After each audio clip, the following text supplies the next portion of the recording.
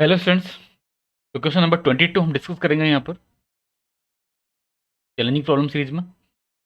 तो लिखा हुआ है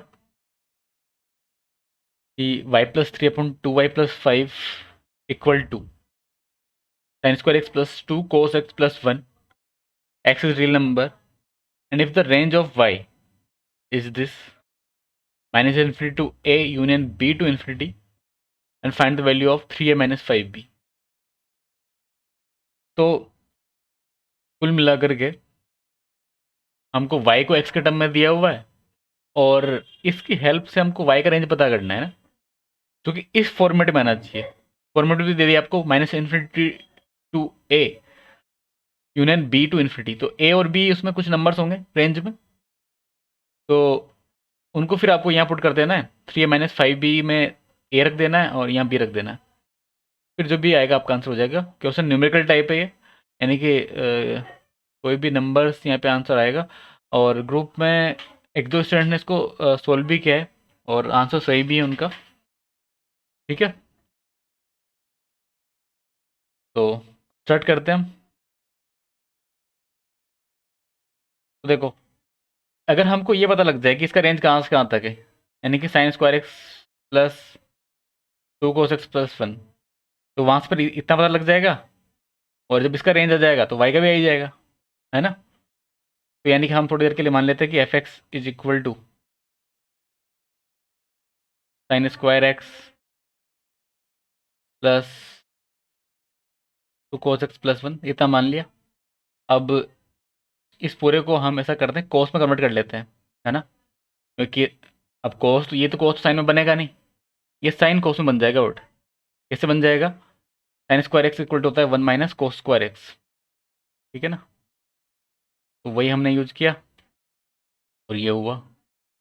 फिर f(x) इक्वल टू, आगे देखो, 1 और 1 हो गया 2 माइनस, अच्छा यहाँ से अगर मैं माइनस कॉमन लूँगा, अच्छा इसमें होल स्क्वायर बना लेता हूँ इसको, क्योंकि हमको रेंज पता करना है इसका, है ना।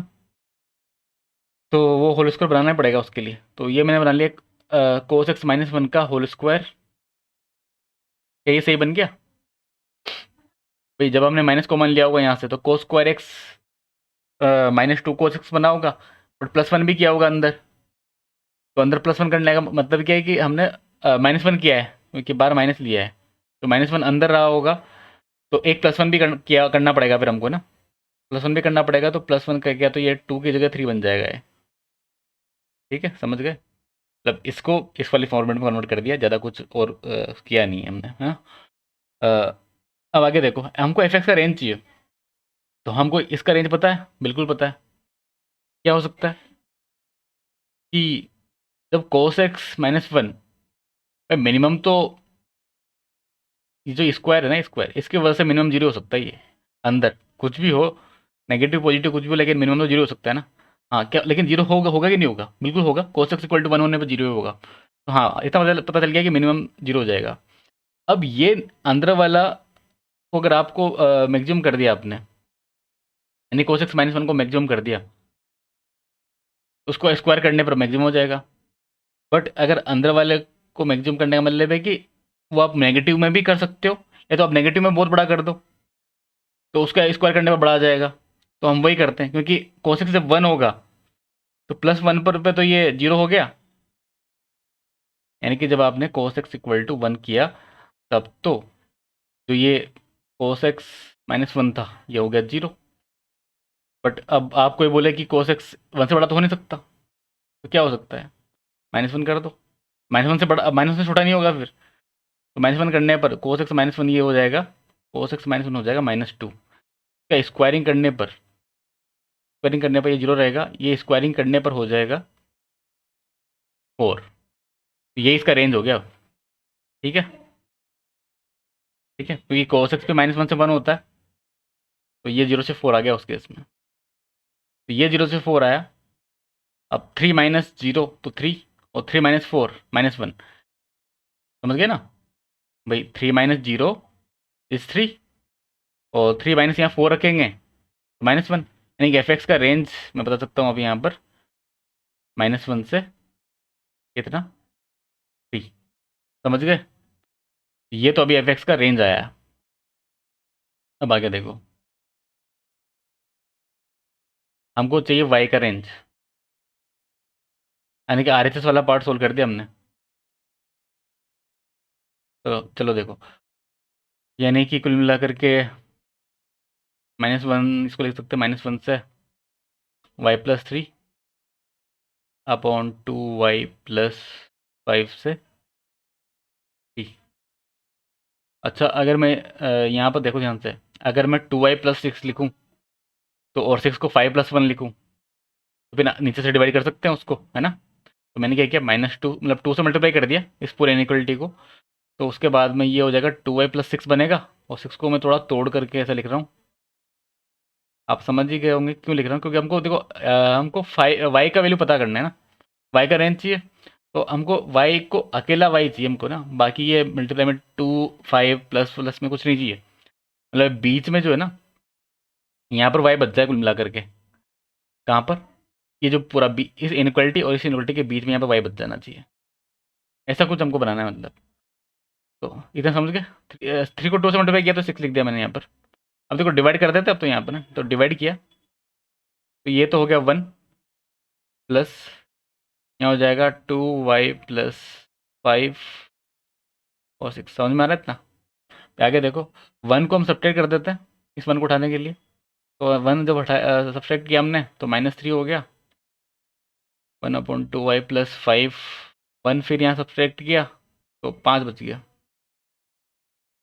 नाउ अब वैसे तो हम रेसिप्रोकल कर देते हैं इसका, बट एक्चुअली -3 और 5 के बीच में कहीं ना कहीं जीरो आएगा, और जीरो का उल्टा करने पर इन्फिनिटी बन जाएगा, तो गड़बड़ करेगा।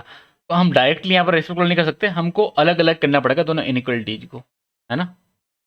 समझ रहे हो आप। ठीक है ना, मतलब कोई ऐसा कोई बच्चा बोले कि नहीं यार डायरेक्ट आप तो यहीं पे कर दो रेसिप्रोकल, कि ये ऐसा ऐसा हो जाए कि -1/3 और साइन घुमा दो 2y+5 करके, और ये 1/5 कर दो, जो बिल्कुल गलत है। ऐसा नहीं होगा, क्योंकि बीच में आ रहा है जीरो, यहाँ पर -3 और 5 के बीच में जीरो है, इस वजह से ऐसा नहीं होगा। तो फिर कैसा होगा, जैसा भी होगा वो लिखते हैं, मतलब इनक्वलिटी को अलग अलग करना पड़ेगा। कैसे, ऐसे कि पहला तो ये कि हमने -3 से बड़ा कर दिया इसको, और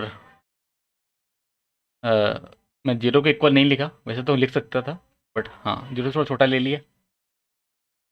ठीक है, अब उल्टा करो, तो अब उल्टा करने पर ये तो हो जाएगा -1/3, साइन घुमा दो 2y+5, फिर साइन घुमा दो। अब जीरो से छोटा है, उसका उल्टा करने पर -इन्फिनिटी आ जाएगा यहाँ पर, है ना। आगे इसको सोल्व किया तो 5 इधर चला जाएगा एलएचएस में।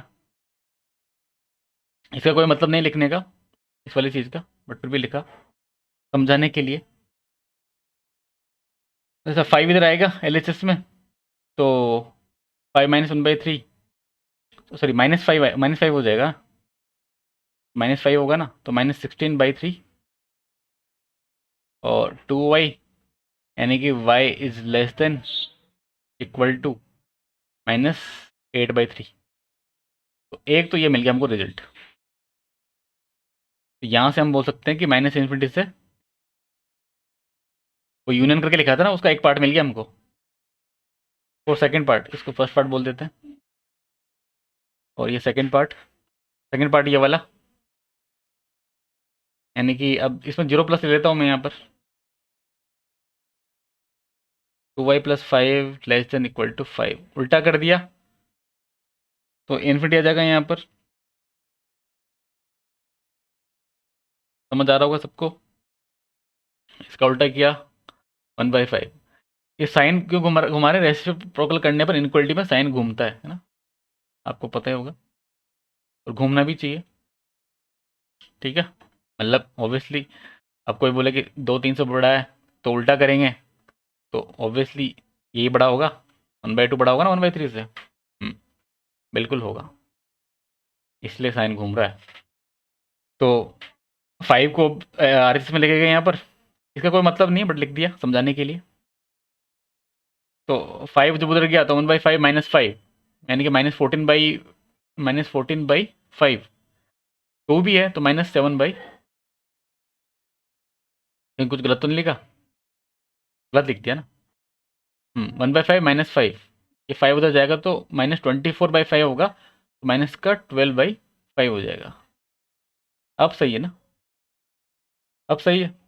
तो कुल मिलाकर के रेंज अब यहाँ पे हमको दिख गया कि -∞ टू -8/3 यूनियन -12/5 टू +∞।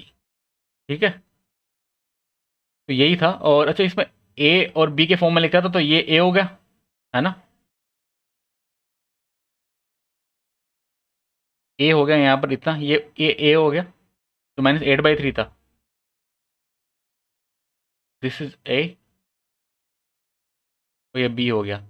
तो पूछा क्या था उसने? उसने 3a-5 भी पूछा था ना? तो 3a-5 भी हो जाएगा, 3a हो जाएगा, इसमें ए रख दोगे आप तो -8 आ जाएगा, और -5 भी करेंगे करेंगे तो +12 हो जाएगा। तो कुल मिलाकर के आंसर आ गया 4। तो 4 इज आंसर, है ना?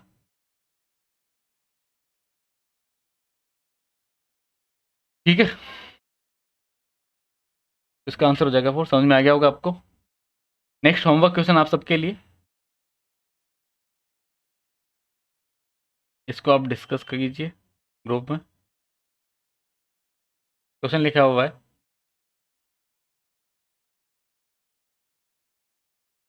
आपके सामने, ठीक है? तो इसको आप डिस्कस कीजिए, और फिर मिलते हैं नेक्स्ट लेक्चर में।